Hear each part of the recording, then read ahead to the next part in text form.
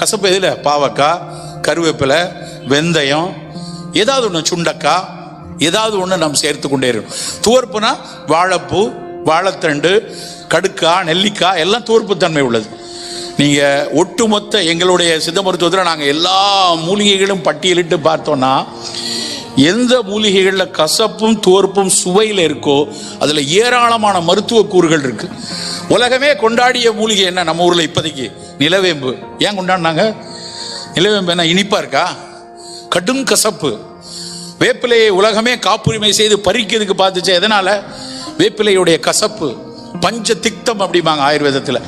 சித்த மருத்துவத்தில் 50 கசப்புமா, 5 கசப்பு. அதான் இருக்கிற பல மூலிகைகளில் நோய்களை குணப்படுத்துவதற்கு சங்கடங்கள் வரும்போதெல்லாம் நாங்கள் அந்த 5 கசப்புகளை கொடுப்போம். வேம்பு, நிலவேம்பு, கரிவேம்பு, சிவனார் வேம்பு, சர்க்கரை வேம்பு. இந்த 5 சேர்ந்தது 5 கசப்பு. அவன் பஞ்ச